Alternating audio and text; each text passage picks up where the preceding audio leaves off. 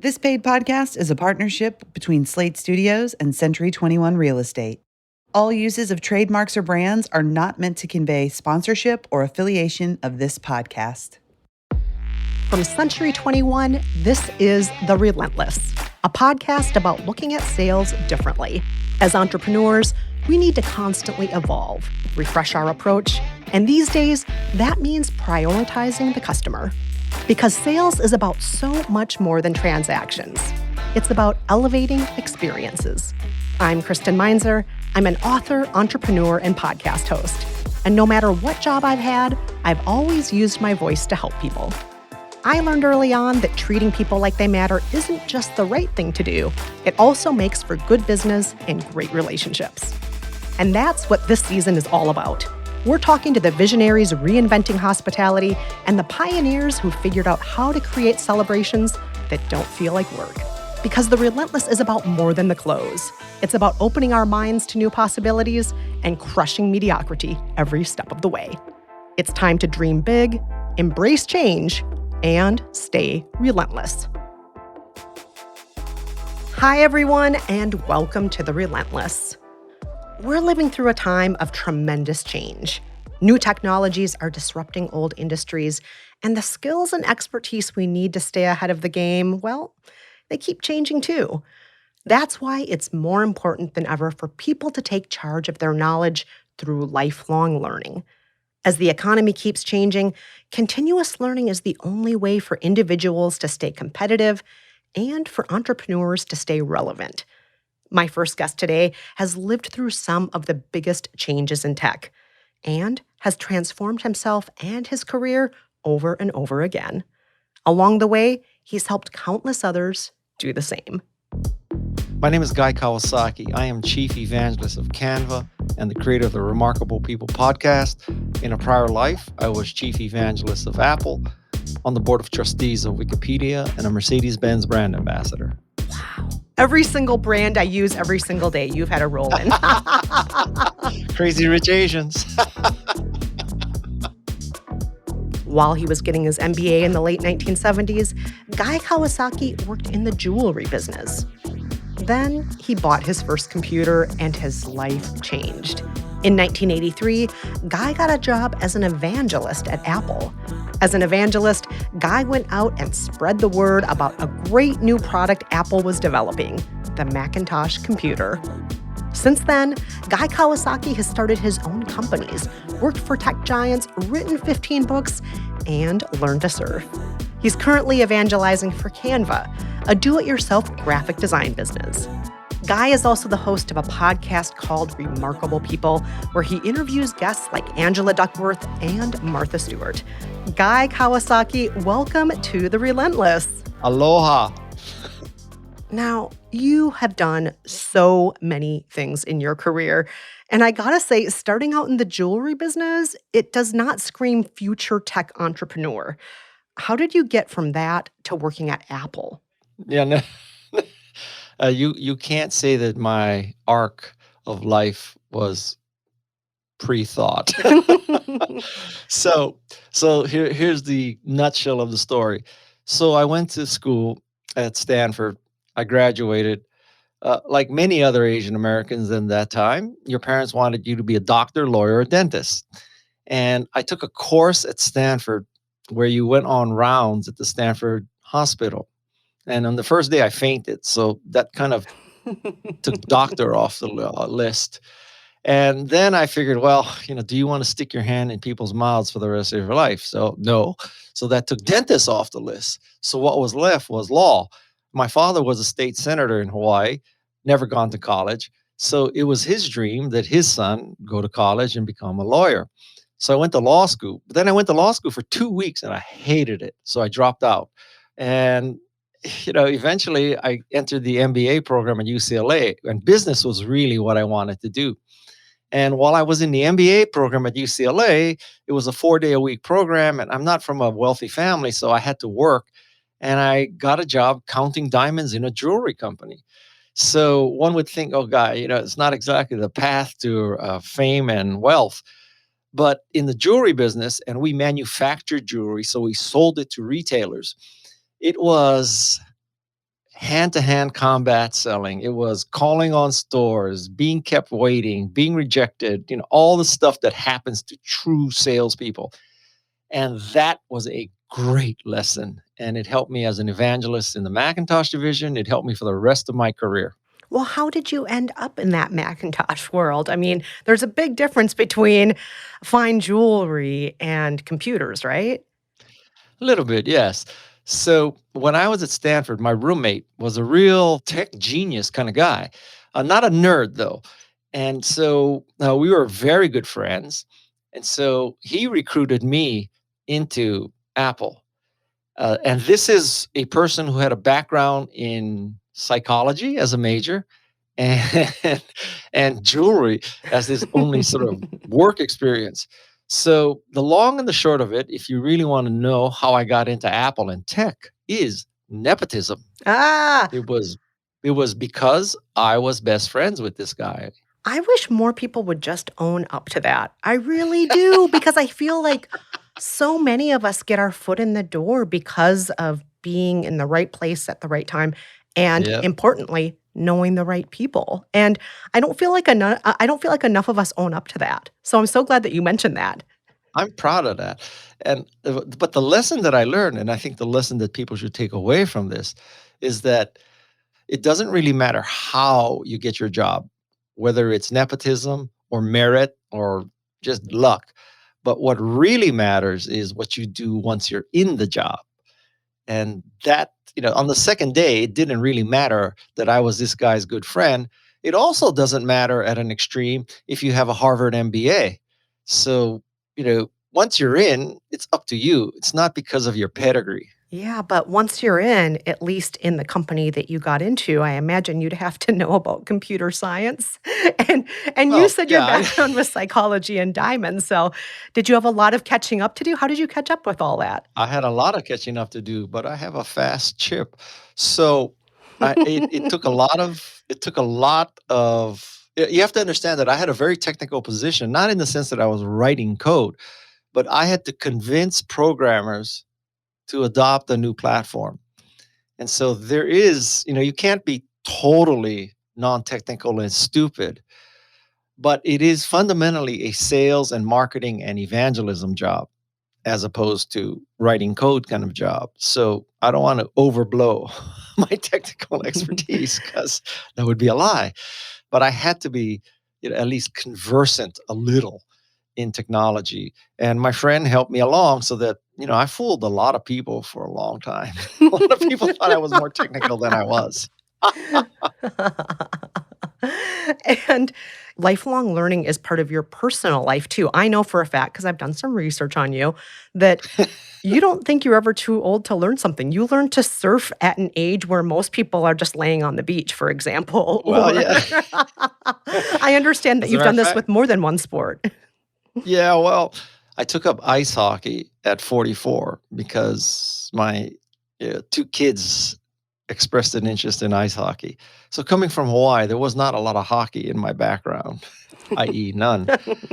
And so I took up ice hockey at 44 and I became obsessed with ice hockey. And then at age 60, I discovered surfing. And so surfing has replaced ice hockey. I've moved to Santa Cruz to be closer to the water. And literally, when I hang up from this, I'm going to go surfing. So I surf almost every day, sometimes twice a day. And I just love surfing. Now, I'm never going to be a great surfer. I never was a great hockey player, but I'm as good a surfer as you could be starting at 60. Let me put it to you that way. And you love it. I do. Yeah, and that's the important thing. And I'm so glad that you mentioned that sense of love because I also want to ask you about enchantment, which is the title of one of your books, which is Yes. really about love and getting people to have a change of heart. Yeah. Can you give me an example of how enchantment works in the entrepreneurial space? So enchantment really has a few sort of cornerstones. So one is you have to be likable because it's very difficult to enchant people if you're not likable. Duh. So that's, and likability, it starts really, well, pre-pandemic anyway, with a good handshake, believe it or not. It's looking people in the eye It's defaulting to yes, meaning that you're always thinking how you can help other people as opposed to how can I say no because this person might use me.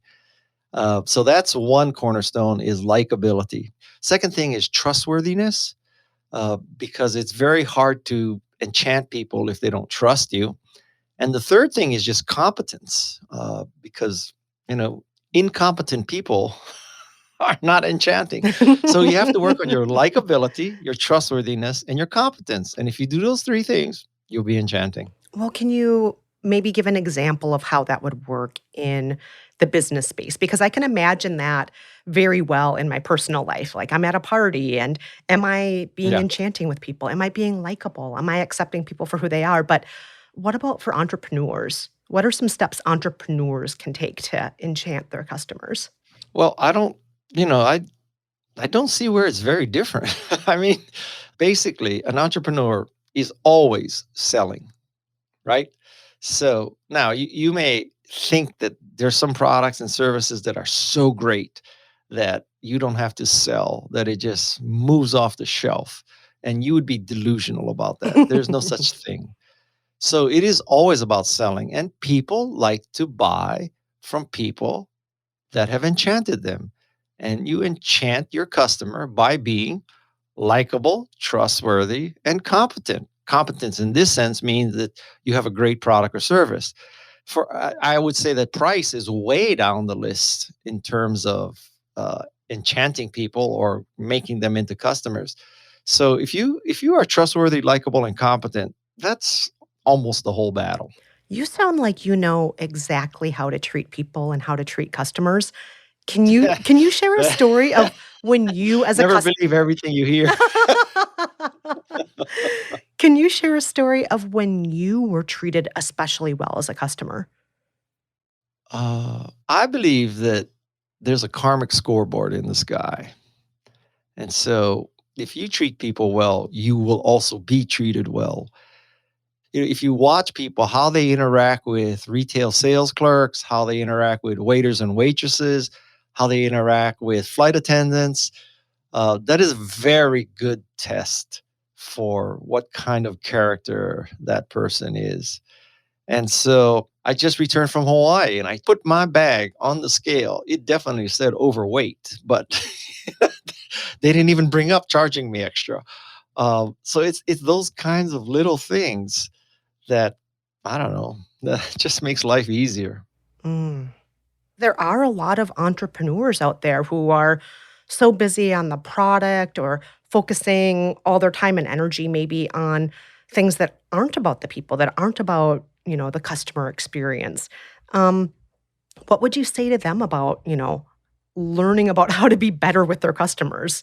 Well, I would say that a very important skill for an entrepreneur is empathy.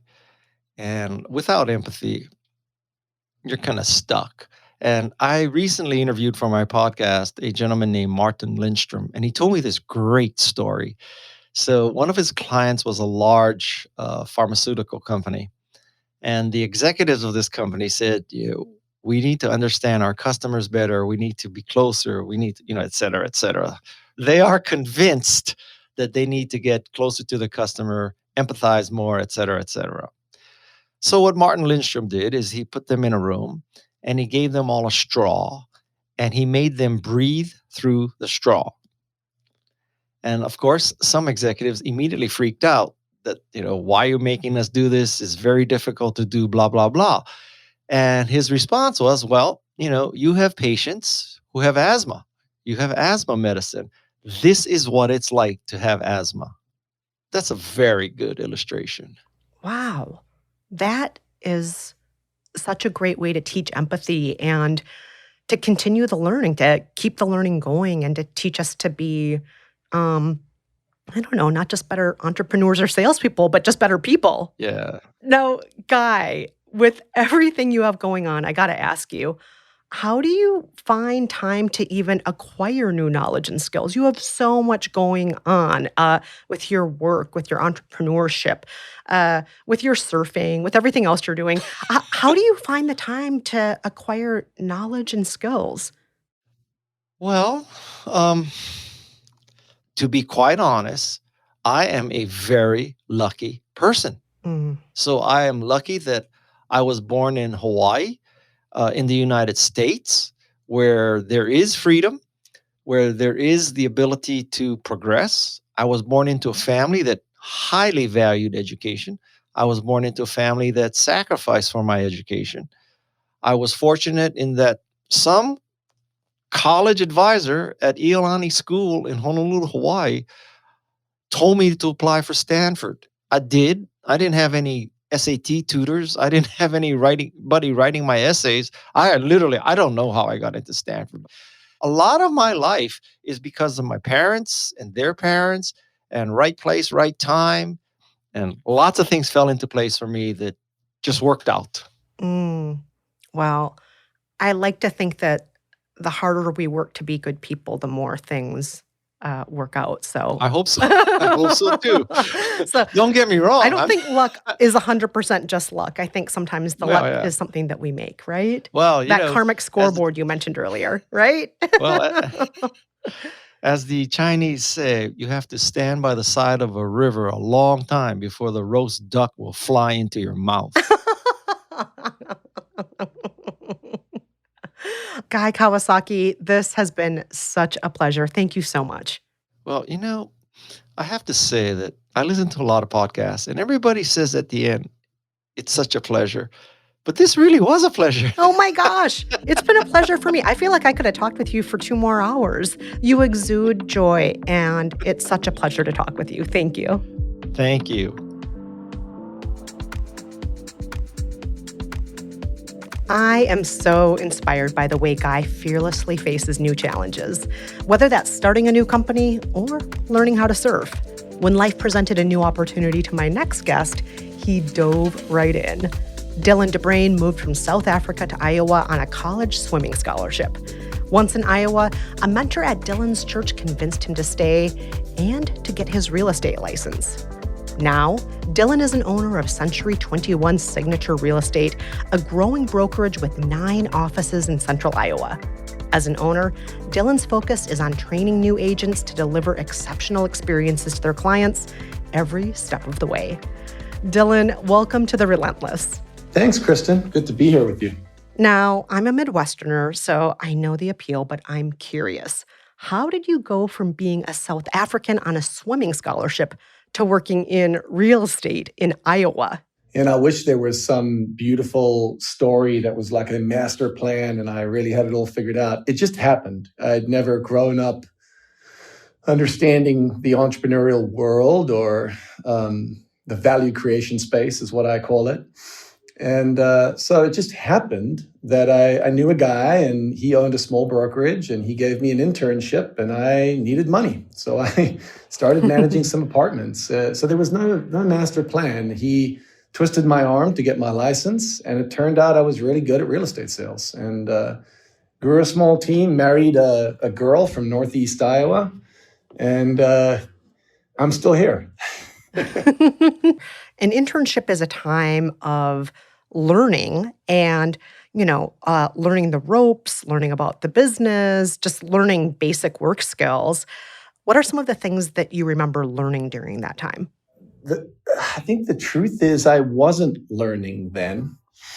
I think I was a prideful young man that thought he had all the answers. And I just wanted to make money and do whatever I did well. So the story is I started selling real estate in that small brokerage. I eventually left that team and started my own brokerage. I was encouraged by my new business partner to pick up a few books. And I'd always had a passion for philosophy and theology and learning. I always wanted to understand why things were the way they were. But somewhere in my head, I didn't think that reading business books was a worthwhile endeavor.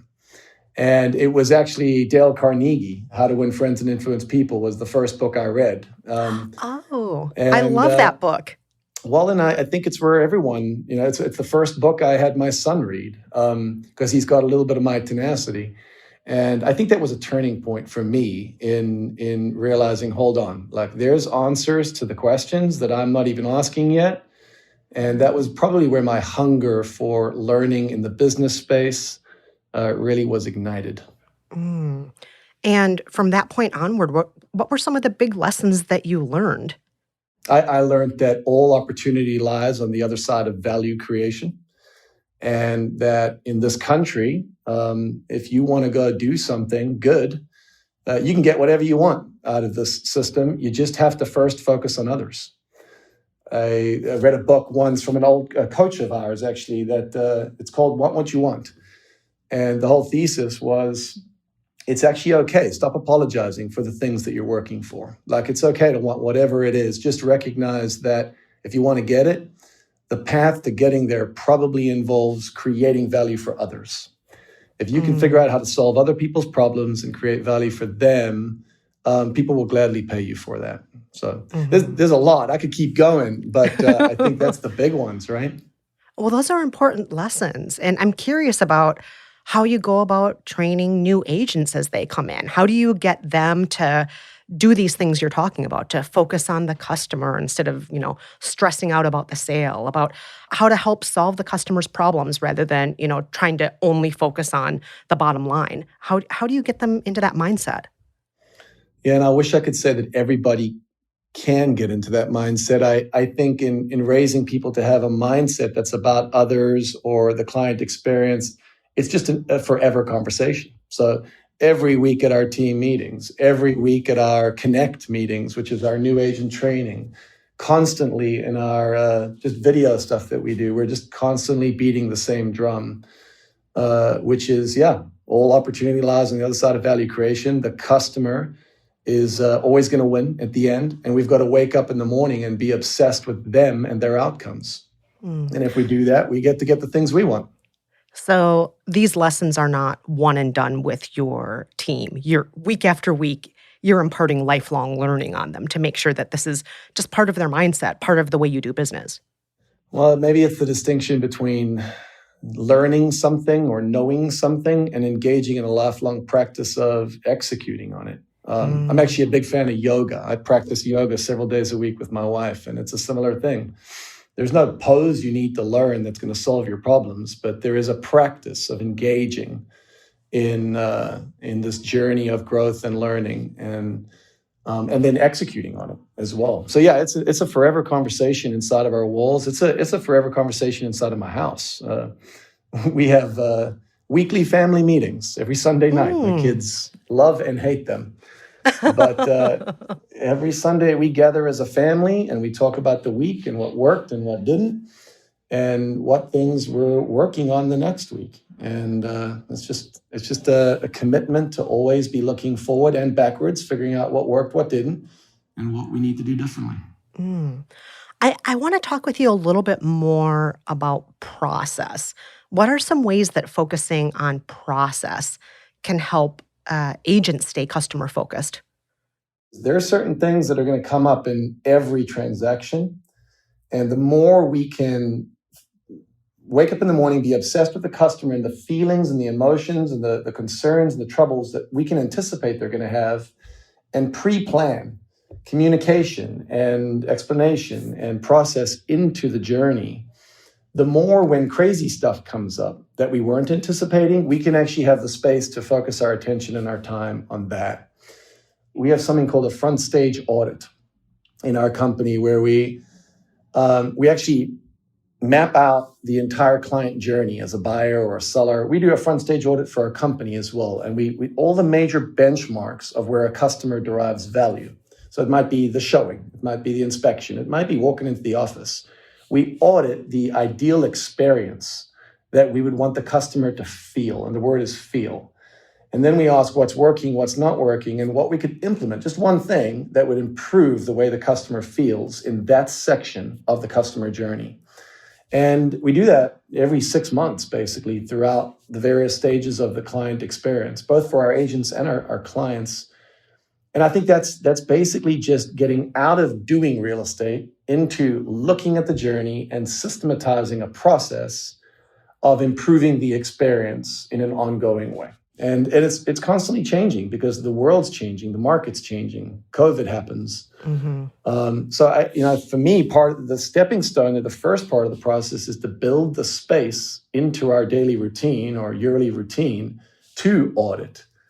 our process is, if that makes any sense.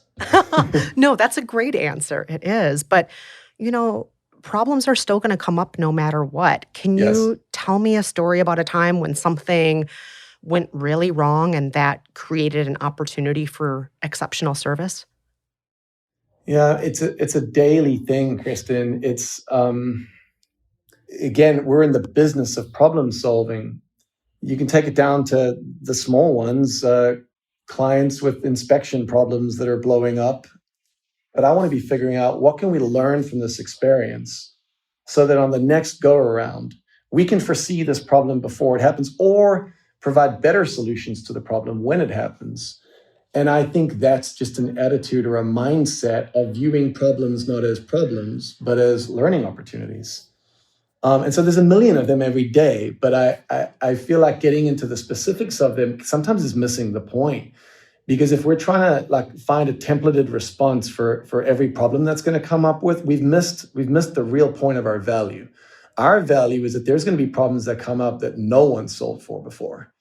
And leaders and trusted advisors are able to find creative solutions for those for their customers by creating a lifelong journey of learning, which is really our topic here. And so I think it starts with a mindset. Yeah. Well, I'm glad you brought it back around to lifelong learning because I'm imagining you've had some learning to do over the past year and a half or even longer with the changing pace of real estate. I mean, I'm not just talking about the pandemic, but technology changes, our communication styles change and so on over time. So, can you share some of the things that you've learned or that you want to make sure your team learns with the changing landscape of your industry? Yeah, the world got a lot smaller, didn't it? Mhm.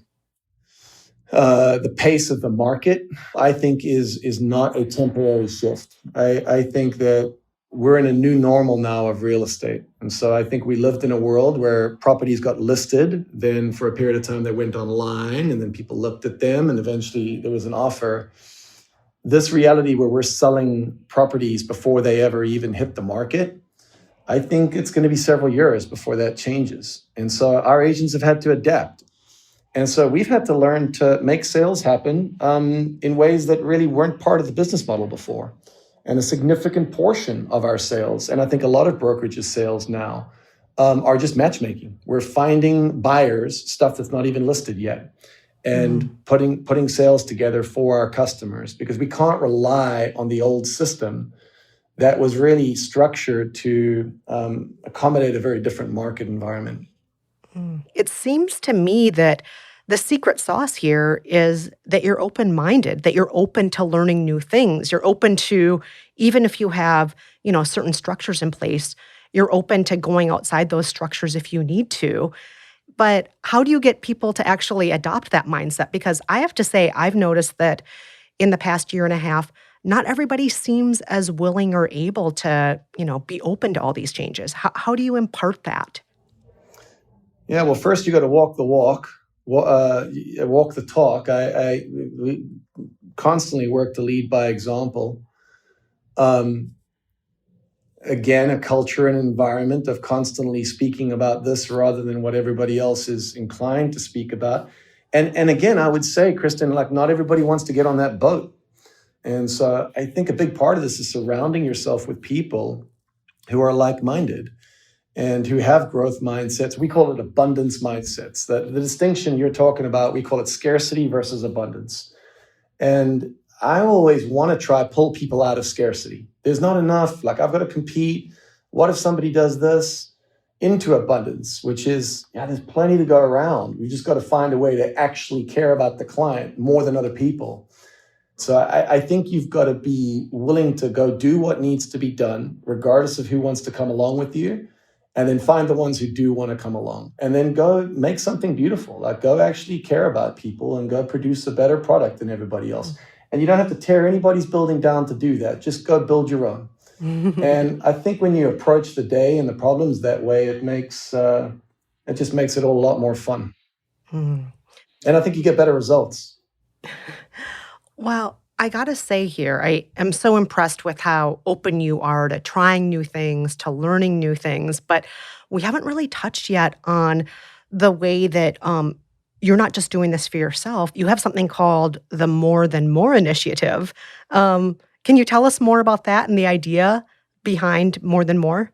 Where that started it was several years ago. And every year, if you're in real estate, you know this. If you sell a certain amount of real estate in any given year, then the next year, your goal is to sell slightly more than that. And we actually have agents that after several years, they start to kind of panic. They're walking down the hallway, they've had their best year ever, and you're like, hey, great job. And they go, yeah, I'm just nervous. Like, I don't know how I can possibly beat this next year. And we saw something broken in that. And, we've never been just about selling houses. We're about helping people build businesses that can go and impact and improve the lives of others.